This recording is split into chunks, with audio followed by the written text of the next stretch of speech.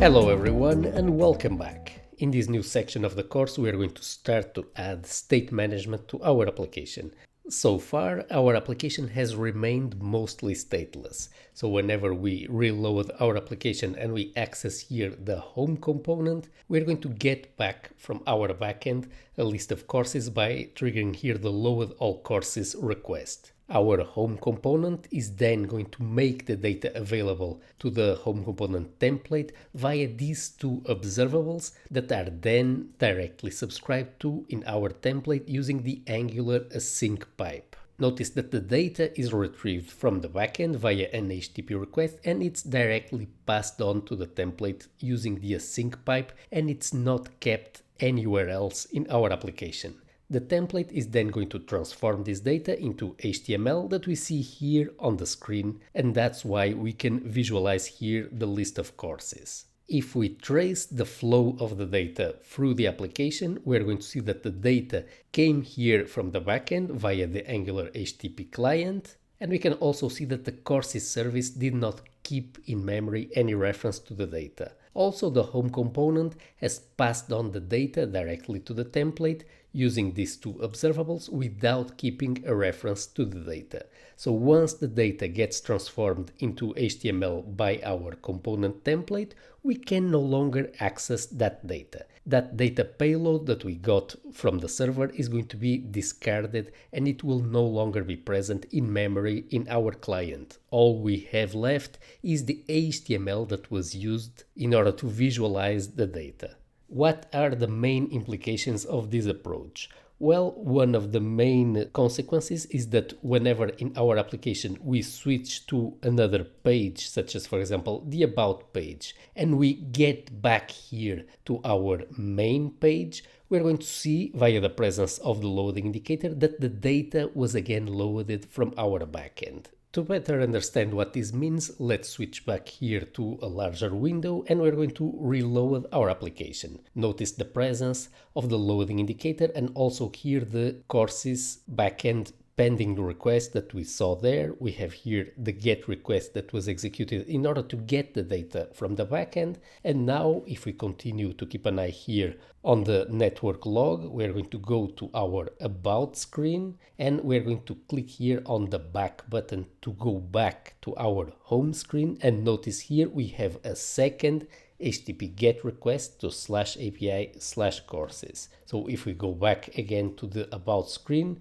back to the home screen, we have yet a third request. So in only a few seconds, we have fetched the exact same data from the backend each time.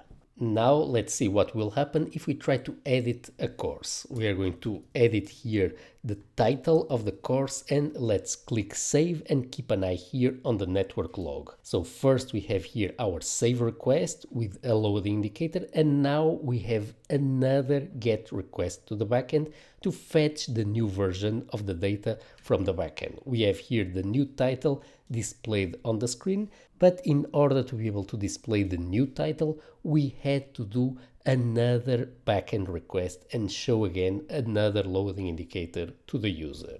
As we can see, this is the main consequence of adopting a stateless solution. It's very easy to maintain, to develop new features, to reason about, but whenever the data changes in our application, the only way that we have to update the view is to bring again the data from the server.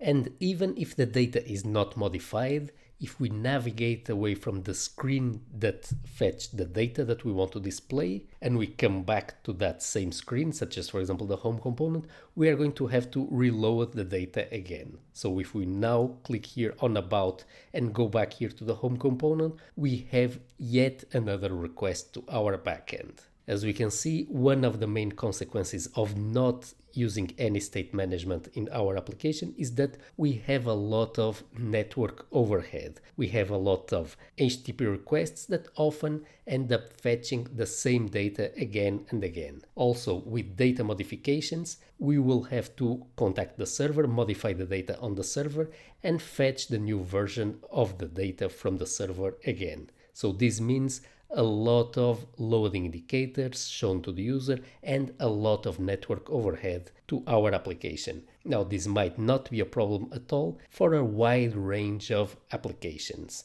Stateless solutions such as this one might be perfectly adapted to a large number of applications, and we should only add state management in our application if we really need to. However, there are situations and particular use cases where, for example, the data that we are showing to the user does take some time to get from the backend. So the backend request might take, for example, 5-10 seconds. We would like to avoid having to show to the user constantly loading indicators for every single operation in our user interface. In order to give the user a better user experience with less network requests and less loading indicators, we are going to have to add some state management to our application. This means that we are going to have to take the state that we are bringing from the server, which in this case is the list of courses, and we're going to have to manage it in some way. We're going to have to store it in a place in our application where it will be easily reachable by the multiple components that need it, such as, for example, the home component. This statement management logic that we are about to add to our application is going to make the application a little bit more complex, but it will also have the added benefit of a better user experience. In the next few lessons of this section, we are going to learn some simple techniques to add state management to our application.